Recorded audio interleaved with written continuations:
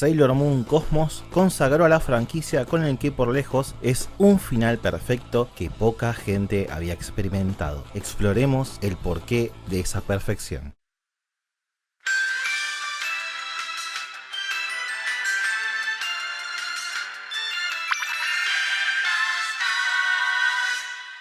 Luego de casi 10 años, el proyecto de Sailor Moon Crystal terminó de una buena vez con un broche de oro. Ponele, es difícil negar que toda esta continuidad de Crystal fue bastante agridulce en varios sentidos. Inició con una primera temporada que en términos de animación y diseños dejó mucho que desear. El arco del Pegaso, también conocido como Dream Arc, tardó 5 años en ser adaptado en relación a la tercera temporada, matando absolutamente el flow del proyecto. Y bueno, la distribución internacional nunca ha sido de la mejor entre un montón de cosas. Y bueno, hablando de distribución, ahora Cosmos tardó tanto en salir a nivel mundial que casi todo el mundo ya la vio pirateada al no poder esperar más su llegada oficial. Y no sé cómo va a interpretar Toei esa información cuando finalmente llega a Netflix y consiga menos vistas de las esperadas, porque la mayoría de las personas que tenían interés en estas dos películas ya se la devoraron en el reino de los piratas, si sabes a lo que me refiero. Pero bueno, esas son solo algunas de las puntas del iceberg del problema marketinero de Sailor Moon. Pero dejando de lado ese aspecto de producto, ¿qué onda Sailor Moon Cosmos? ¿Qué aporte trae este nuevo dúo de largometrajes a la mesa? Bueno, exploremos por parte de todo esto sin ánimos de presentar lo que digo en este video como una verdad absoluta ni nada por el estilo. Solo es una humilde apreciación personal de alguien que empezó a consumir Sailor Moon siendo un adulto. Comencemos.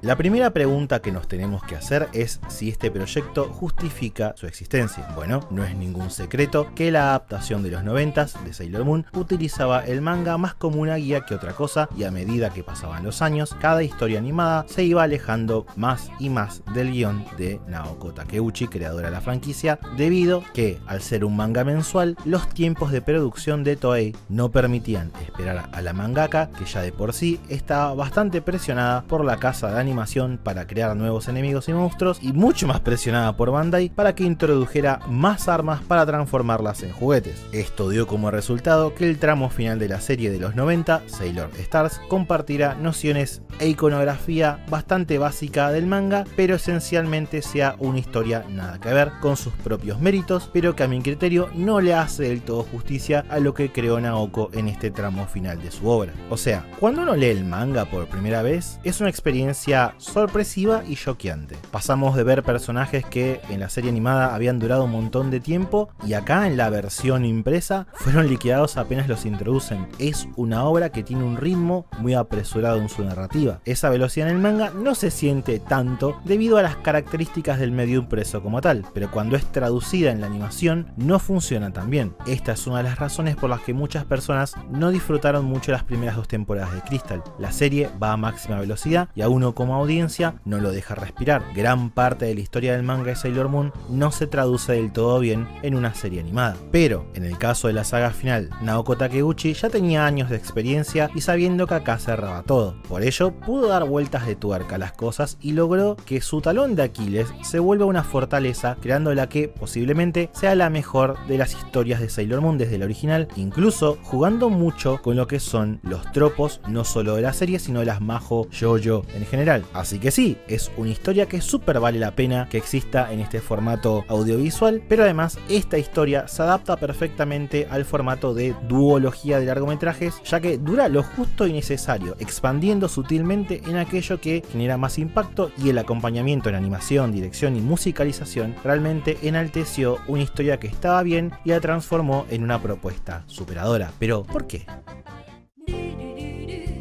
Es algo difícil de explicar la genialidad de Sailor Moon Cosmos. En pocas palabras, fundamentalmente es una historia que toma distintas cuestiones del manga, y por extensión del proyecto Crystal, que no terminaban mucho de convencerlo a uno antes de la llegada de esta etapa, y las hace funcionar mejor que nunca, agregándoles un nuevo contexto. Cosmos es una de esas historias que retroactivamente, cuando volvés a consumir la obra desde el principio, empezás a notar detalles, muchos planeados y otra gran cantidad simplemente resignificados, a partir de la inventiva de la autora, que elevan la experiencia. Una segunda lectura puede llegar a ser mucho más satisfactoria. Tomemos algunos de estos elementos que introdujo Naoko y cómo afectaron a la obra como un todo. Principalmente la idea del Sailor Moon es una obra desordenada, podríamos decir que caótica. Los enemigos principales aparecen sin ton ni son, haciendo que parezca que la mangaka está improvisando todo el proceso, tratando de tomar el éxito del arco inicial de Dark Kingdom, dándole algún ajuste y reciclando lo importante, donde el cierre se reduce a que siempre el villano de turno resulta que al final estaba siendo utilizado por entidades malignas e incorpóreas, corte de terror cósmico, y Usagi las tiene que hacer explotar. Lo irónico está en que Takeuchi, de ese quilombo, creó un sentido narrativo fundamental en la historia a partir de dos nuevas piezas que introduce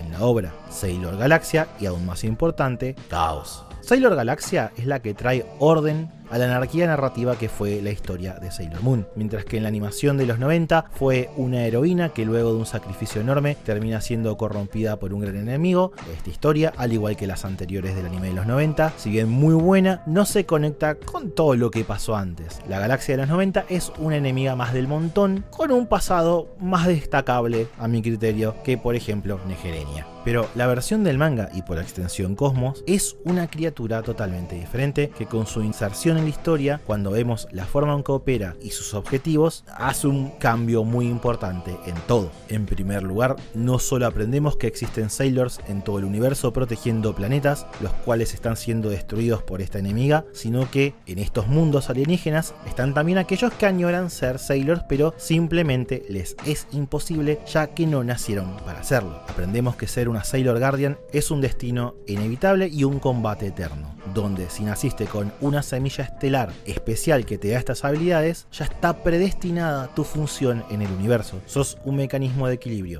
Más, incluso gracias a Sailor Team Nyanko, entendemos que Artemis y Luna son extraterrestres del planeta Mau y entendemos la naturaleza de los personajes como tales. En definitiva, es un proceso de aprendizaje donde nos queda claro que desde antes de que las protagonistas reencarnaran, ya había una guerra, las Sailor Wars, las cuales se estaban extendiendo en el universo, donde Galaxia se encontraba juntando cristales para acumular poder y enfrentar el reino de Queen Serenity, siendo Beryl un instrumento más de este conflicto bélico, una herramienta de avance. Pero bueno, Galaxia nos hace comprender la importancia de Usagi en el orden de las cosas. Te deja claro que el poder que posee esta chica es un gran imán de problemas. Finalmente comprendemos que las fuerzas oscuras se sienten atraídas por el cristal de plata, generando todos los conflictos que vimos. Inicia un debate que pone en la protagonista la duda de si ella es la culpable de todo el sufrimiento que hemos visto hasta ahora. Algo que el manga siempre tantea muchas veces con esta chica, pero que siempre con las victorias se iba adormeciendo esa culpa hasta que resurgía en la próxima saga para luego volverse a dormir. Ahora, dicho conflicto deja ese plano secundario para ser un eje vertebral de Usagi como personaje. Es el punto de esta historia, un conflicto que no la deja descansar nunca. Tanto así que las seguidoras de Galaxia legítimamente creen que Usagi es el problema y se lo viven recalcando a la muchacha, empeorando la situación emocional de la pobre piba. Igual eso no es lo único. Naoko aprovechó esa velocidad locada característica del manga de destrucción de enemigos a lo bien instantánea para, en esta oportunidad, ilustrar las tácticas agresivas de Galaxia haciendo ataques rápidos, choqueantes y sin fallos. También, debido a esta velocidad y explosión de enemigos, podemos ver cuál es la apreciación que tiene Galaxia por sus subordinadas, que solo tienen para esta Senshi malvada un valor puramente instrumental, herramientas descartables para alcanzar un objetivo, que simplemente están con ella para no morir en esta guerra y cumplir su sueño de ser Sailor, siendo muchas veces Galaxia la que fogonea para que el asesinato de sus súbditas de turno sea todavía más rápido. Las pone bajo una presión de caer en una lógica de matar o morir a partir de jugadas y estrategias de combate muy arriesgadas. Por otra parte, un gran problema que estaba teniendo la historia de Sailor Moon impresa y animada era la sobrecarga de personajes. Onda, tenemos las 5 Senshi principales, las 4 Outer, el Mamoru, la Chibiusa, es un montón. Y para el colmo acá se suma a la ecuación las Sailor Stars. Es interesante que Naoko, a través de Galaxia, decide aniquilar a todas las chicas una por una, menos a Usagi. Es literalmente una historia donde el resto de las guardianas tienen una participación mínima tirando a inexistente, y legítimamente creo que fue la decisión correcta. ¿Por qué? Simple. porque en el anime de la década de los 90, esta matanza se pospuso hasta el final de la serie y lo único que consiguió fue que nadie tuviera un tiempo en cámara apropiado, con episodios donde algunos de los personajes que antes eran sumamente centrales como Rei o Ami, con suerte tengan una sola línea de diálogo o algún ataque genérico y nada más. Y para eso, si te soy honesto, mejor quitarlas de la historia y que tengan un efecto directo en la protagonista, porque al final suma su tragedia, nos muestra esta Usagi aferrándose a la esperanza de poder salvar a sus amigas mientras legítimamente la va consumiendo la soledad. Por su parte, las Stars están bien dentro de la historia, aunque tienen una caracterización muy limitada en Cosmos y en el manga, de vuelta porque es una historia que va bastante rápido y no da tiempo a caracterizar a 3 personajes nuevos, discutiblemente 4, donde incluso Naoko intentó tantear un romance entre Usagi y Seiya, también conocida como Sailor Starfighter, pero a diferencia del anime de los 90, donde los manejaron de maravilla, ya hice un video explicándolo, te lo dejo al final de acá para que después lo veas. Acá en Cosmos y en el manga, al haber tan poco tiempo y las interacciones son contadas, no solo que todo este intento de triángulo se siente salido medio de la nada, sino que uno como audiencia está seguro de que no se va a manifestar, no se entiende demasiado el tema de esa conexión que tienen los personajes. Después está Chaos, el enemigo final que nuevamente es una entidad cósmica maligna, pero aprovechando esa repetición, Naoko hace un cambio retroactivo donde se revela que todos esos grandes enemigos terroríficos cósmicos flashero falopa, como Queen Metalia y Pharaoh Nighty, fueron manifestaciones de Chaos intentando llegar a Sailor Moon para absorber el cristal de plata y básicamente hacer que todo el universo muera y vuelva a ser uno. Porque sí, los largometrajes de Cosmos expanden la mitología y nos revelan que todo y todos venimos de un único punto inicial del universo, que podríamos traducirlo como la caldera de la galaxia, donde, a diferencia del resto de los seres que se pudieron manifestar, esta entidad Chaos no pudo hacerse presente en el universo, quedó atrapada ahí, por así decirlo. Incluso hay detalles muy buenos donde se hacen pequeños llamados a sagas pasadas. Por ejemplo, podemos ver cómo Chaos se manifiesta como Wiseman para influenciar a Galaxia, que tiene una historia mucho más trágica en el manga de Cosmos y un pasado lleno de abuso y violencia que explican por qué se convirtió en esta conquistadora que necesita probar al mundo que es lo mejor que hay. Es una cuestión de el abuso la lleva a el hambre de poder. Y la verdad es que al enterarnos de todo esto y ver a Usagi darse cuenta que todos los enemigos que destruyó en el pasado avanzaron el plan de Chaos, que esta entidad los mandó al muere porque justamente la destrucción de la vida es lo que busca, es muy bueno, es legítimamente excelente. Todo este tiempo, con cada victoria, las Senshi estaban avanzando el plan de la criatura y no lo sabían, algo que claramente no fue planeado, lo dijo la misma autora, pero se acomodó también a lo previamente establecido, que le da un nuevo sentido y un hilo conductor a todos estos conflictos, a todas estas sagas. Y además de todo, como un extra, se expande muchísimo la mitología del mundo de Sailor Moon, que hasta ahora había sido bastante vago y poco preciso. Es una gran historia donde Usagi descubre que la guerra entre el bien y el mal nunca va a terminar y su vida como Sailor Moon va a ser una constante lucha con dolor y sufrimiento, pero que igual hay que seguir, que a pesar de todo, aunque haya millones de conflictos, está bien soñar con un futuro mejor que se puede dar siempre y cuando ella no se rinda. Es una historia donde al final se revela que Chibi Chibi es una Usagi de un futuro muy lejano, que se quedó sola, es decir, su existencia excedió a todos los demás y que sigue luchando contra el caos, pero que este ciclo sin fin hizo que se rindiera y que volvió al pasado buscando dar la opción a su versión adolescente de que pueda destruir el caldero y acabar con este ciclo de violencia, aunque en el proceso destruya la vida de todo. Pero al final las cosas no salen como planea y termina siendo inspirada por su versión del pasado, por esa determinación a no rendirse. Y esto es muy importante, porque por si no lo sabías, Sailor Moon fue escrita en los 90, ningún secreto ahí, en la tristemente llamada por muy buenas razones década perdida de Japón, debido a la explosión de una burbuja económica en ese momento, que afectó a todas las clases sociales y era como remar en dulce de leche, no se veía una salida de ese desastre. Y me parece que en un contexto donde las cosas no estaban bien y se veía al gobierno japonés fallar una y otra vez intentando salir de ese pozo, no creo que haya habido mejor momento para plantear un mensaje así. Las cosas no siempre van a estar bien, siempre va a haber problemas en el futuro, pero mientras uno no se rinda, podemos creer en un mañana mejor. Desconozco si Naoko lo hizo pensando en ese contexto, después de todo su realidad no era muy problemática. Comics have been very good to Naoki. She's a millionaire whose hardest decision most days is whether to drive her Ferrari or her Porsche.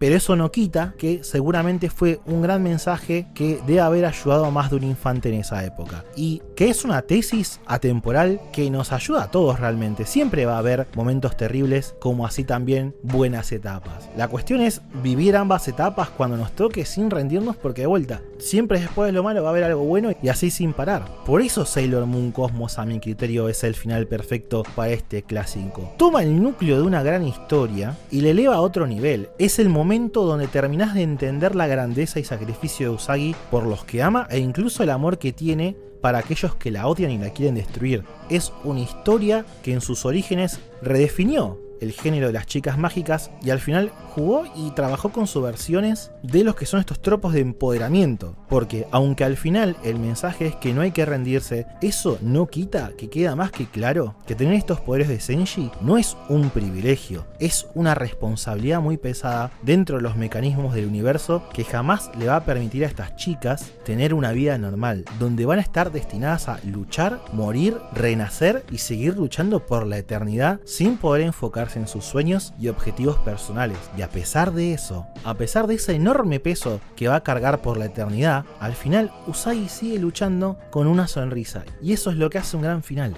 Es agridulce, te deja pensando, a nivel audiovisual memorable, con una animación que realmente esta vez acompañó mucho, especialmente en la segunda película. Son un dúo de películas que merece ser vista.